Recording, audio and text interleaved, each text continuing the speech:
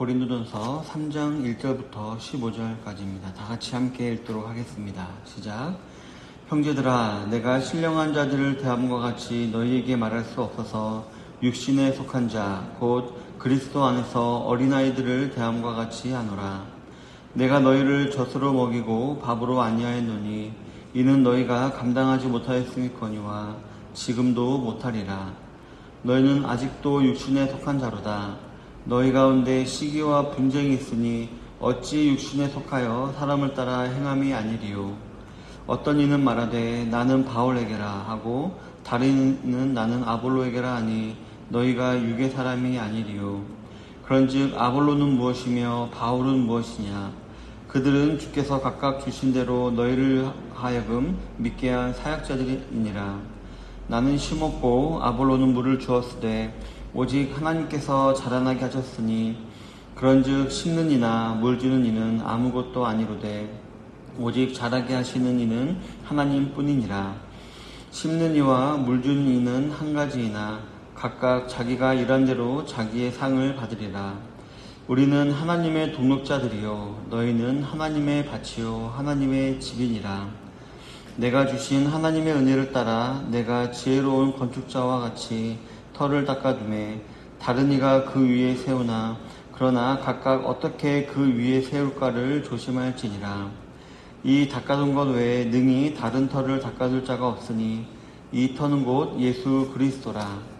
만일 누구든지 금이나 은이나 보석이나 나무나 풀이나 집으로 이 터 위에 세우면 각 사람의 공적이 나타날 터인데 그날이 공적을 밝히리니 이는 불로 나타내고 그 불이 각 사람의 공적이 어떠한 것을 시험할 것임이라. 만일 누구든지 그 위에 세운 공적이 그대로 있으면 상을 받고 누구든지 그 공적이 불타면 해를 받으리니 그러나 자신은 구원을 받되 불 가운데서 받은 것 같으리라. 아멘. 오늘은 본문을 중심으로 해서 성숙한 그리스도인이란 제목으로 하나님 말씀을 나누기를 원합니다. 지난 시간 우리는 성령을 힘입어서 하나님의 뜻을 알고 하나님의 은혜를 알고 올바른 분별력을 가진 신앙생활을 해야 함을 우리가 알아보았습니다. 그리고 이런 신앙생활을 해 나아갈 때 우리는 성숙한 그리스도인들이 되어 하나님의 기쁨이 되고 하나님의 주시는 행복을 누릴 수 있게 될 것입니다. 그런데 오늘 본문을 보면 바울은 고린도 교회 성도들을 향하여서 좀 실망감을 감추지 못하고 있음을 알 수가 있습니다. 왜냐하면 바울이 근로의 집안 사람을 통해 들은 이 고린도 교회 성도들은 많은 시간이 지났음에도 불구하고 여전히 성숙하지 못하고 어린아이와 같은 상태에 있었기 때문이었습니다. 오늘 본문을 통해 바울이 말하는 성숙한 그리스도인은 어떤 성도인지 한번 알아보고자 합니다. 첫 번째로 성숙한 그리스도인들은 육체에 속하지 않은 자들을 말합니다. 본문 1절로 2절에 보면 형제들아, 내가 신령한 자들을 대함과 같이 너희에게 말할 수 없어서 육신에 속한 자, 곧 그리스도 안에서 어린아이들을 대함과 같이 하노라. 내가 너희를 젖으로 먹이고 밥으로 아니하였노니 너희가 감당하지 못하였음이거니와 지금도 못하리라 라고 기록을 하고 있습니다. 맨 처음에 바울이 고린도 지역에 가서 교회를 세우고 그 성도들을 모으고 그들에게 복음을 전할 때에는 어쩔 수 없이 그들을 어린아이와 같이 대하고 어린아이들을 가르치듯 바울은 복음을 가르쳤을 것입니다. 그런데 들려오는 소문에는 그들은 여전히 어린아이의 상태와 같았다라고 했습니다. 전해지는 바로는 바울은 고린도 교회에서 1년 반 사역을 했다라고 합니다. 그래서 1년 반 동안 그들을 열심히 가르쳤고 지금 잠시 떠나 있는 상태였는데 하지만 그럼에도 불구하고 들리는 소문에는 여전히 어린아이와 같은 상태였다라고 말하고 있는 것입니다. 즉 고린도 교회는 바울로부터 복음을 듣고 아볼로로부터 말씀의 깊이를 알았으며 또 베드로로부터 말씀의 정통을 알게 되었음에도 불구하고 여전히 육에 속한 자와 같아서 신령한 자들이라 불리기에는 부족한 상태였다라는 것입니다.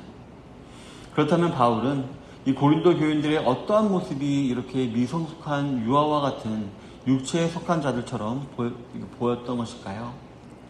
먼저 이들 사이에는 시기와 분쟁이 있었다라는 것입니다. 3절에 보면 너희는 아직도 육신에 속한 자로다. 너희 가운데 시기와 분쟁이 있으니 어찌 육신에 속하여 사람을 따라 행함이 아니리요? 라고 기록을 하고 있습니다. 그리스도인임에도 불구하고 세상 사람들과 똑같이 가진 자와 못 가진 자, 또 배운 자와 못 배운 자, 또 예수님을 본 자와 못 본 자 등과 같은 사실로 이렇게 사람을 이렇게 구별하여 남에게 있는 것이 자신에게 없으면 있는 자를 시기하고, 또 자신에게 있는 것이 남에게 없으면 없는 자를 무시하여 서로 분쟁을 일으켰다라는 것입니다. 그리고 그러한 갈등이 표면적으로 나타난 현상이 바로 4절에 나오듯이 바울파, 아볼로파 등으로 파당을 나누어서 행동했던 것이었습니다. 지난 시간에 알아보았듯이 모든 성도들은 성령님께 속하여서 하나님을 기쁘시게 해야 하는데 그러지 못하고 여전히 사람을 의지했고 혹은 어떤 영웅과 같은 사람을 내세워서 그들을 송상하며 대리만족을 느끼는 세속적인 사고에 사로잡혀 있었던 것이었습니다. 성도 여러분, 바울은 이처럼 시기와 분쟁으로 인한 파당을 나누는 것은 세속적이며 죄로 물든 육신을 따라 살아가는 것으로서 육신에 속한 어린아이와 같은 신앙이다 라고 말을 하고 있습니다. 그리고 5절부터 7절에 보면 자신이나 아볼로는 단지 하나님이 주신 그런 일을 감당하는 사역자에 지나지 않는다 라고 말하고 있습니다. 그러면서 오직 우리를 향한 구원을 계획하시고 또 성취하셨으며 적용하시는 분은 오직 하나님이시고 그 하나님만이 우리의 예배와 감사와 찬양과 감을 받기에 충분한 분이심을 지금 피력을 하고 있는 것입니다. 따라서 하나님을 제외한 모든 성도들은 교회 안에서의 자신의 역할을 소중히 여기는 가운데 서로를 인정하며 동력하고 오직 하나님께만 영광을 돌려야 하는 것입니다. 그리고 이러한 성도가 바로 신령한 자들, 즉 성령을 받은 자들 혹은 성숙한 그리스도인이라고 불리게 된다는 것입니다. 부디 어린아이와 같이 시기와 분쟁을 일으키며 교회를 분열시키기보다는 성숙한 자들과 같이 하나님의 동력자들이 되어서 하나님 한 분만을 높이는 이러한 신앙생활 가운데 하나님의 밭이요 하나님의 집인 교회를 온전하고 견고하게 세워나가시는 모든 성도님들이 다 되시기를 바라겠습니다. 두 번째로 성숙한 그리스도인들은 교회를 세우는 자들입니다. 본문 10절부터 11절에 보면 내게 주신 하나님의 은혜를 따라 내가 지혜로운 건축자 같이 터를 닦아두매 다른 이가 그 위에 세우나 그러나 각각 어떻게 그 위에 세울까 조심할지니라. 이 닦아둔 것 외에 능히 다른 터를 닦아둘 자가 없으니 이 터는 곧 예수 그리스도라 라고 기록을 하고 있습니다. 오늘 본문에 보면 하나님의 밭이요 하나님의 집인 이 교회의 터는 바로 예수 그리스도시다 라고 분명히 말을 하고 있습니다. 그리고 우리는 그 위에 하나님의 교회를 세워나가는 자다라고 말을 하고 있습니다.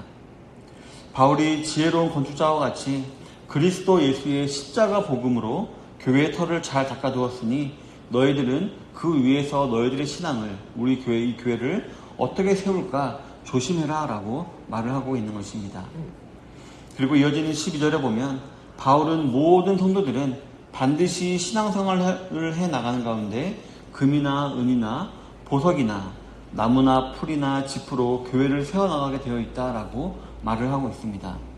그리고 그 사람이 어떤 것으로 이 교회를 세워나갔나 하는 것은 반드시 드러나게 되어 있는데 바로 그날에, 즉 우리가 죽게 되는 개인적인 종말의 날이나 아니면 주님이 재림하시는 우주적인 종말의 날이 되면 분명히 그때 불의 심판으로 드러나게 되어 있다라는 것입니다. 그래서 누구든지 불의 시험에도 이 그리스도의 터 위에 세운 공적이 그대로 있으면 상을 받게 되어지고 타서 없어지면 해를 받게 될 것이다 라고 말을 하고 있는 것입니다. 물론 해를 받는다라고 해서 구원이 취소되는 것은 아닙니다. 구원을 받되 불 가운데 받은 것 같으리라 라는 말은 구원을, 즉 우리의 구원의 불변성을 말해주는 것이고요. 그리고 아까 분명히 앞에 말하고 있듯이 우리는 교회를 세워나갈 때 다른 터에 세우는 것이 아니라 그리스도의 터 위에 세워나간다고 했습니다. 그것은 우리의 구원은 변함이 없다라는 것을 말하는 것입니다. 그래서 어떤 분들은 이런 부분을 가지고 이 불 가운데 받은 구원을 부끄러운 구원이다라고 말을 하기도 합니다. 성도 여러분, 하지만 솔직히 많은 상을 받는 구원이든 부끄러운 구원이든 일단 천국에 간다라는 것을 저와 여러분들은 깊이 염두에 두어야 할 사실입니다. 천국에도 이 세상과 같이 빈부의 격차가 있고 또 시기와 질투를 일으키는 조건이 있다라고는 생각하기 어렵다라는 것입니다. 왜냐하면 저와 여러분들이 구원을 받아 천국에 있다는 것 자체 하나만으로도 우리는 영원히 하나님께 감사하고 기뻐할 충분한 조건이 된다는 것입니다. 그렇다면 왜 이렇게 예수님께서는 이 바울은 우리 사람으로 하여금 오해할 수 있을 만한 이런 비유를 사용한 것일까요? 이 땅에서도 안 그래도 있는 것과 없는 것, 또 가진 것과 가지지 못한 것, 또 남이 누리는 것과 누리지 못하는 것들을 인하여서 내가 박탈감을 느끼면서 어려움을 느낄 때가 많은데 왜 굳이 이런 비유를 바울은 사용한 것일까라고 우리가 생각해 볼 수가 있는데요. 바로 이 비유는 저와 여러분들의 이 땅에서의 삶이 어떠해야 하는지를 알려주시기 위한 하나님의 눈높이 교육임을 우리가 알 수가 있습니다. 어린아이가 시간이 지나면 키가 크고 지혜가 자라며 사람다워지듯이 우리 성도들의 신앙생활도 어린아이와 같은 상태에만 머물러 있어서는 안 되고 시간이 지남에 따라 모름지기 성숙해져 가야 하는데 그것이 자연스러운 것이다 라는 것을 알려주는 것입니다. 그리고 그러한 과정을 우리 사람이 이해하기 쉽도록 그리스도의 터 위에 교회를 세워나가는 것이다 라고 비유하고 계신 것입니다. 오늘 성경에 나오는 금, 은, 보석, 나무, 풀, 지피 정확히 무엇을 상징하는지는 우리가 알 수는 없을 것입니다. 하지만 우리는 이 6가지를 볼 때 무엇이 가장 귀중한지는 알 수 있고요. 또 어떤 것들이 불에 잘 견디는지는 우리가 알 수가 있을 것입니다. 성도 여러분, 저와 여러분들이 은혜로 받은 이 구원과 성령님을 저와 여러분들은 어떻게 생각하십니까? 금처럼 생각하십니까? 은처럼 생각하십니까? 아니면 보석처럼 생각하십니까? 아니면 나무나 풀이나 집과 같이 생각하십니까? 만약 자신이 받은 구원과 성령님을 금이나 은이나 보석과 같이 귀하게 생각하시면서 감사하고 계시다면 아마 그에 합당한 자세로 교회를 세워 나아가게 될 것입니다. 하지만 만약에 교회를 다니면서도 여전히 어린아이와 같이 시기와 분쟁만을 일으키고 또 세속적인 생각에 사로잡힌 분들이 계시다면 그분들은 자신의 입으로 말하지 않아도 이미 행동으로 말하고 있는 것입니다. 나는 나의 구원이나 성령님을 나무나 풀이나 집처럼 하찮게 여긴다라고 이미 그 행동으로 말하고 있는 것입니다.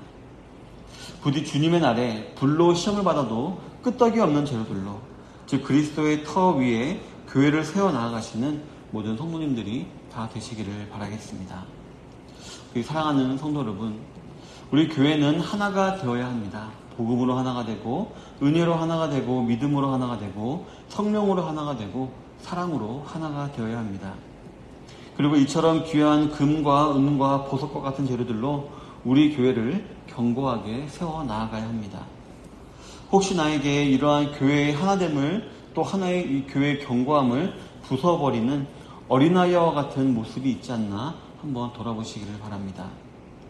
또한 나에게 우리 교회 하나됨과 견고함을 부숴버리는 시기와 분쟁과 불충과 죄악과 인색함이 있는 것은 아닌지 한번 돌아보시기를 바랍니다. 그래서 앞으로 하나님이 주인이 되시는 이 좋은 씨앗교회를 위해서 내가 씨를 뿌리고 물을 주는 등 하나님의 동력자가 되기를 소망하시는 우리 성도님들이 되시기를 바랍니다. 그리하여서 더 이상 어린아이가 아니라 성숙한 그리스도인으로 세워져 나가시는 모든 성도님들이 다 되시기를 주님의 이름으로 축원합니다. 아멘.